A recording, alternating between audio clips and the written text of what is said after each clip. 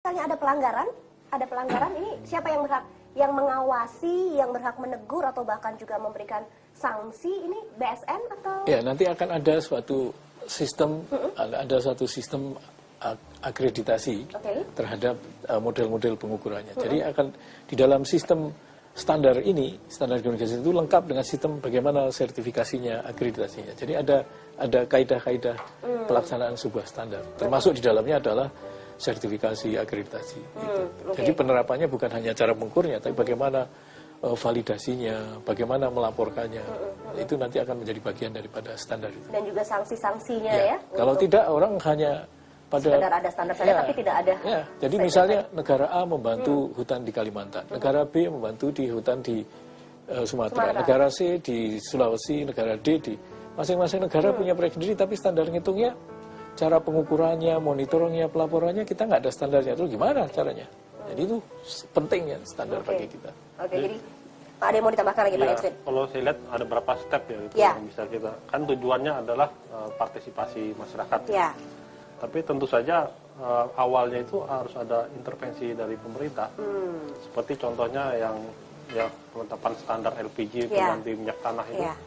Pemerintah mensubsidi keluarga-keluarga yang miskin diberi kompornya gitu. Tapi setelah itu berjalan, tentu saja intervensi atau subsidi pemerintah ini berkurang dan lebih banyak ke masyarakatnya. Jadi pada akhirnya itu ada perubahan pola pikir dari masyarakat dengan sendirinya bahwa konsumsi mereka akan berubah dengan ada standar-standar itu tadi yang diterapkan. Nah, yang terakhir kita lihat mungkin SNI gitu. Lalu juga yang mungkin bisa juga saya sudah mendengar dari BSN itu mereka ada standarnya, beras pun ada standarnya. Bagaimana yang proteinnya banyak, jadi konsumsi masyarakat kita terhadap beras itu tidak terlalu banyak jumlahnya, tetapi sudah dikenyangkan gitu. Nah, jadi ini bisa diintrodusir dengan penetapan standar-standar yang sebenarnya dari masyarakat tidak terlihat, tapi dengan penerapan standar dan teknologinya itu bisa. Pada akhirnya secara nasional kita laju konsumsi material dan konsumsi energi itu akan gradually menurun menuju ke masyarakat yang rendah karbon. Yang rendah karbon tadi. Jadi kalau kaitannya dengan kita mengistilahkannya itu namanya budaya standar. Budaya standar itu adalah yang membuat standar itu menjadi bahasa kedua setelah kita bertransaksi uang. Ini kalau di negara yang sudah standar minded ya, ketika dia membeli sesuatu dia akan tanya standarnya apa ini. Dia akan lihat standarnya. Jadi sama berlaku juga untuk ketika kita mengukur greenhouse gases ini. Ketika saya bilang, mereka bilang ini loh, aku mau mengadakan proyek mengenai pengukuran penurunan greenhouse gases di Indonesia untuk mencapai supaya penurunan kita mencapai sekian persen. Terus kan pertanyaannya setelah bisnis itu pertanyaan keduanya itu adalah standarnya itu gimana? Nah, jadi budaya yang akan diterapkan atau budaya yang akan diperlakukan oleh BSN. Kenapa BSN didirikan kepada masyarakat adalah jadikan standar itu bahasa kedua setelah uang, setelah proyek, setelah itu. Jadi every single thing itu nanti akan ada standarnya begitu ya, yang ada dalam kehidupan kita ya, tanpa kita sadari. Living standard kita jadi ada sedikit perubahan. Menjadi budaya. Menjadi budaya. Dan sekarang sudah mulai helm, kompor gas. Itu pun juga mungkin masih banyak smart people di rumah juga yang sebetulnya masih kurang begitu paham begitu kan, ini buat mereka menyusahkan begitu kan, diganti dari yang sudah terbiasa minyak tanah diganti dengan LPG, kemudian belum masalah-masalah atau kendala-kendala yang lainnya gitu. BSN sekarang masuk taman kanak-kanak, SD, SMP, SMA, diberi pengertian mengenai standar, diberi mainan mengenai standar sampai ke universitas. Dan ini memang masih panjang, tapi harus dimulai. Betul, dari sekarang. Jadi rupa-rupanya smart people yang dimaksud dengan standar perubahan iklim di sini bukan hanya saja perubahan iklimnya yang ada standarisasinya, tapi every single thing, apapun yang ada di sekeliling kita yang tentunya juga nantinya akan mempengaruhi cuaca dan iklim ini, itulah yang harus distandarisasi. Jadi budaya standar itu tadi ya Pak Bambang ya.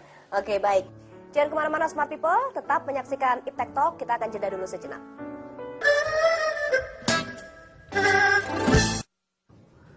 Selamat memperingati Hari Standar Dunia 2010. Baik, terima kasih Smart People. Anda masih menyaksikan Iptek Talk dan kita lanjutkan lagi obrolan kita kali ini mengenai standarisasi untuk perubahan iklim. Nah, kemudian dari BMKG sendiri untuk standarisasi ini sudah sampai sejauh mana ini, Pak Edwin? Ya, kami ini kan bergerak di hulu, Mbak Ririn. Jadi kami lebih pada pemahaman proses dan deteksi perubahan iklim. Dan kami juga ada pengukuran gas rumah kaca nasional. Yeah. Ini akan menjadi referensi untuk mitigasi perubahan iklim di sektor-sektor terkait. Jadi menjadi acuan apakah kita sudah berhasil menurunkan emisi atau enggak, dilihat dari konsentrasi yang terukur gitu. Nah, lalu juga mungkin untuk yang standar ini kami lebih melihat pada sangat hulu sekali, padahal standar ini sudah menyentuh ke masyarakat sektor ini. Jadi tentu saja dalam hal ini harus ada kombinasi kerjasama antara hulu dan hilir. Jadi masyarakat itu diberi awareness. Kenapa mereka bisa harus dilakukan perubahan paradigma dan sebagainya? Karena konsekuensinya kayak hulu tadi ke iklim tadi.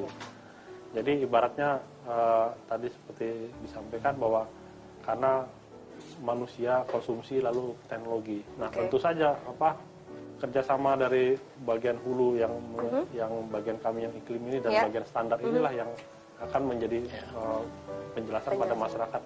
Jadi kenapa mereka diharapkan untuk lebih mengerem. Pikir inilah kita berusaha untuk mengerem tingkah laku kita pada masa kini yang berkonsekuensi masa depan. Nah, itulah kita perlu lagi mindsetnya dirubah lagi ya. Pak Edwin, saya penasaran nih, mungkin juga untuk mewakili pertanyaan Smart People sekarang ya yang sedang menyaksikan. Seandainya nih Pak Edwin, ambil worst come to worst ya gitu ya, climate change atau global warming ini semakin parah, apa yang akan terjadi sih kira-kira Pak Edwin? Mungkin ya lebih the worst pasti untuk anak cucu kita, tapi kita sudah mengalami sekarang mestinya namanya katanya kemarau, tapi hujan sangat lebat dan ada banjir di musim kemarau itu kan sudah kita alami sendiri, dan salju-salju meleleh kita lihat di salju kita yang satu-satunya di Jaya Wijaya sendiri juga sudah mulai mencair. Sudah hampir habis. Sudah hampir habis ya. Jadi memang udah berhentilah untuk perdebatan lah, kita sudah bukti udah terlalu banyak gitu. Jadi tapi kalau dari pihak pemerintah mungkin yang paling utama adalah menambah lagi ini berbagai macam koridor-koridor atau safeguard yang tadi berdasarkan Iptek itu agar masyarakat ini dengan sendirinya dia berubah perilaku dan makin lama sadar ya. Kalau the worst-nya, nah Pak Bambang nih, Anda bisa nonton sebuah film yang diproduksi oleh Leonardo DiCaprio. Sangat menarik. Film itu saya nonton berkali-kali. Di dalam film itu semua ahli ngomong, tapi kesimpulannya itu akhirnya orang itu bilang, kalau kita tidak bisa menahan terjadinya perubahan-perubahan yang negatif di dunia, maka manusia itu punah. Akhirnya manusia itu akan punah, tapi planet tidak. Betul sekali. Jadi hanya ada planet tapi tidak ada kehidupan. Nanti planetnya akan perbaiki diri. Betul. Seperti waktu lahirnya planet dulu. Jadi begitu kita nanti menghadapi temperatur misalnya rata-rata menjadi di atas 30, udahlah naik 2-3 derajat aja dunia udah nggak karuan. Itu nanti begitu Anda tanya worst soalnya ya. Dan worst yang sangat saya rasakan itu di film itu ya, kalau kita tidak bisa maka punah manusia. Tapi planet tidak. Planet itu nanti akan memperbaiki diri sendiri, manusianya bisa punah. It grows again gitu ya. Oke. Pak Edwin ya. Itu sangat tepat sekali. Ada kesalahan konsepsi selama ini bahwa masalah-masalah perubahan iklim global itu adalah menyelamatkan bumi. Itu salah. Saya bilang bukan menyelamatkan bumi, menyelamatkan kita manusianya. Planet akan survive, akan bertahan seperti kata Pak Bambang. Oke. Tapi kita belum tentu bisa survive. Ya, kita belum tentu bisa survive dengan perubahan yang ada, ekstrim, yang ekstrim ini. Oke, baik. Mungkin untuk menutup obrolan kita kali ini dari Pak Bambang terlebih dahulu saya ingin tanyakan harapan ya dengan adanya standarisasi ini dan bentuk sosialisasi yang tadi sudah mulai baru akan dilakukan ya melalui sekolah-sekolah ya dari mulai TK sampai tingkat yang paling tinggi ya. Apa Pak? 1000 langkah itu harus dimulai dari langkah pertama. Langkah pertama adalah mulailah membangun budaya standar. Belilah barang-barang yang menggunakan standar Indonesia, karena itu dipastikan standar-standar itu kalau sudah ada SNI-nya itu sudah diuji oleh suatu sistem. guaranteed ya Pak Sudah ya? garanti, itu sudah bagian daripada sudah diuji. Kalau Anda menggunakan misalnya tadi Mbak bilang helm SNI, itu sudah melalui proses diuji yang sudah diakui oleh sekian ratus negara. Karena pengujian itu diberikan. Jadi sama, ketika kita nanti akan menghitung deforestasi misalnya, yang terkait dengan climate change, maka Pak Edwin punya cara. Tapi kalau caranya Pak Edwin itu kemudian bisa diakui oleh departemen-departemen lain, misalnya dengan ALH, dengan kehutanan, dan diusulkan kepada BASN untuk dijadikan standar pengukuran deforestasi versi Indonesia melalui SNI, kenapa enggak? Kemudian standar itu saya umumkan ke dunia. Indonesia akan mengukur deforestasi yang pengaruhi climate change dengan menggunakan cara seperti ini. Nah itu kemudian dunia akan tahu. Jadi kalau mereka akan masuk Indonesia, oke, saya pakai standar yang kamu punya. Itulah sasarannya. Baik, jadi kita mulai dari langkah pertama, langkah awal dulu, langkah kecil dulu ya. Oke, baik, Pak Edwin, silakan. Global warming, pemanasan global dan perubahan iklim itu sangat rumit. Sekarang hampir seluruh energi umat manusia, politisi dan semuanya debat menuju ke arah sana. Kenapa demikian rumit? Karena ini adalah satu persoalan yang global dan pemecahannya harus global gitu.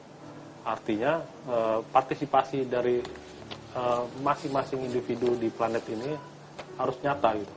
Jadi tidak ada namanya ini hanya bisa diselesaikan oleh orang di Jawa saja atau gimana. Jadi kerumitan masalah itu demikian dan kita menyaksikan hampir setiap hari perdebatan mengenai masalah ini. Stop debat lah ya. Nah, karena memang harus mengikut semua umat manusia.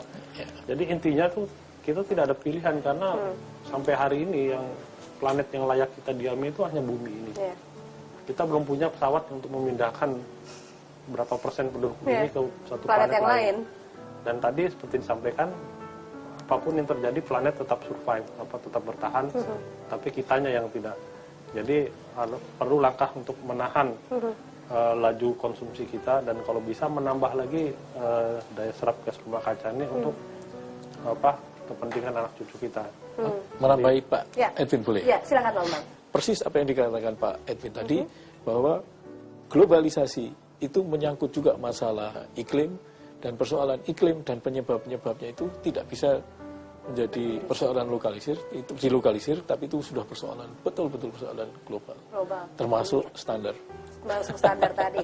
Ya, Smart People rupanya luar biasa sekali ya obrolan kita kali ini, dan mudah-mudahan saja apa yang sudah kita sampaikan tadi bisa menjadi satu wawasan tersendiri untuk Anda semuanya. Dan mulai dari sekarang kita sudah wajib untuk melakukan standarisasi, ya, standarisasi hidup dari hal yang kecil, dan itu sudah cukup menolong. Seperti tadi yang sudah dikatakan oleh Pak Edwin bahwa kita harus merubah pola pikir kita untuk bisa menjadi lebih standar lagi dengan segala sesuatunya. Baik, terima kasih sekali Dr. Bambang Setiadi dan juga Dr. Edwin Aldrian atas waktunya. Mudah-mudahan kita bisa punya waktu lagi next time untuk bisa membahas ini lebih detail lagi, lebih dalam lagi, karena ini merupakan satu hal yang krusial sekali saat ini yang kita hadapi. Dan ini tentunya sekali lagi kita harus ingat, yang punah bukan bumi kita, bukan planetnya, tapi kitanya yang kemungkinan besar bisa akan punah kalau tidak kita mulai dari sekarang. Dan untuk Anda Smart People, kita jumpa lagi di lain waktu. Untuk itu Smart People, terima kasih. Iptek Talk kali ini kita selesaikan di sini. Saya Ririn Agustarini, mohon pamit. Ya, Smart People, terima kasih Anda sudah menyaksikan Iptek Talk untuk episode kali ini. Kita jumpa lagi dalam episode berikutnya. Dan cintailah terus dunia ilmu pengetahuan dan teknologi, dan jangan pernah membayangkan hidup Anda tanpa Iptek. Dari kantor Kementerian Riset dan Teknologi, Gedung BPPT lantai 24, saya Ririn Agustarini, salam Iptek Talk.